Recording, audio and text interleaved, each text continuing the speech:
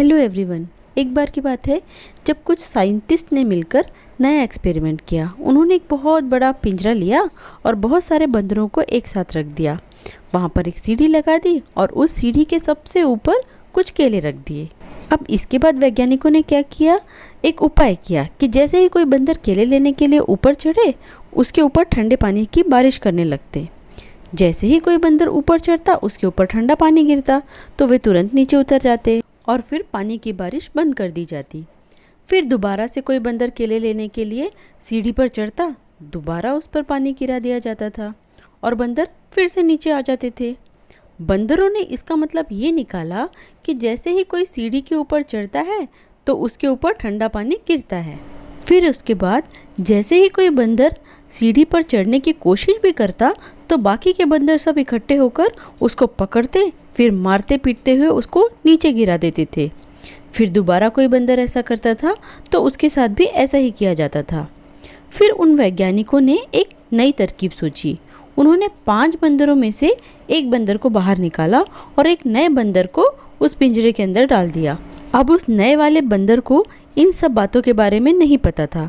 उसको जैसे ही सीढ़ी के ऊपर केले नजर आए, वो तुरंत सीढ़ी के ऊपर चढ़ने लगा। अब की बार वैज्ञानिकों ने कोई बारिश नहीं किया, लेकिन फिर भी उसको बाकी के बंदरों ने पकड़ा और पीटना शुरू कर दिया। इस बंदर को समझ नहीं आया कि उसको क्यों मारा जा रहा है। फिर उसने दोबारा कोशिश की। इस बार जैसे ही उसने दोबारा सीढ़ी पर चढ़ने की कोशिश किया तो बंदरों ने फिर से उसको मारना शुरू कर दिया। इस तरह होता देख नए बंदर के दिमाग में ये बात बैठ गई कि सीढ़ी पर चढ़ना मना है, जो भी इस सीढ़ी पर चढ़ेगा उसको मार पड़ेगी। लेकिन सीढ़ी पर चढ़ने के लिए क्यों मार पड़ती है उसको कुछ नहीं मालूम था, पर उसके दिमाग में ये बात बैठ गई थी। अब सीढ़ी पर नहीं चढ़ना है और ना ही किसी को चढ़ने देना है। अब फिर से वैज्ञानिकों ने उन पुराने 4 बंदरों में से एक बंदर को बाहर निकाला और एक नया बंदर को अंदर डाल दिया। अब वो नया वाला जो बंदर था उसने भी वैसे ही किया जो इसके पहले वाले बंदर ने किया था। वो अंदर जाते ही केले लेने के लिए जैसे ही सीढ़ी पर चढ़ा, बाकी के 4 बंदरों ने उसे पीटना शुरू कर दिया और उसको नीचे गिरा दिया। उस बंदर को कुछ भी समझ में नहीं आया और उसने फिर दोबारा से कोशिश की। फिर उसको बंदरों ने पीट कर नीचे उतार दिया। अब इस बंदर को कुछ दिन में यह समझ में आ गया कि सीढ़ी पर चढ़ना मना है और उसने सीढ़ी पर चढ़ना बंद कर दिया। फिर वैज्ञानिकों ने उन पुराने 3 बंदरों को एक एक करके बाहर निकाला और उनके जगह पर 3 नए बंदरों को अंदर डाल दिया। अब ये 5 बंदर नए थे, लेकिन किसी को भी ये पता नहीं था कि उस सीढ़ी पर चढ़ना क्यों मना है। लेकिन उन सबके दिमाग में ये बैठ गया था कि सीढ़ी पर चढ़ने से मार पड़ती है।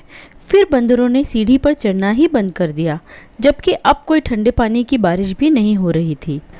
क्या आपने गौर किया है, जीवन में, हमारे आपके अपने जीवन में यह चीज़ लागू होती है।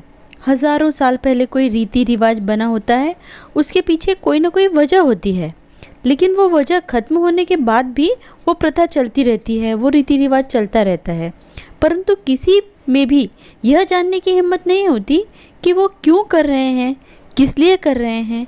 बस सबको ये पता होता है कि ऐसा ही होता है।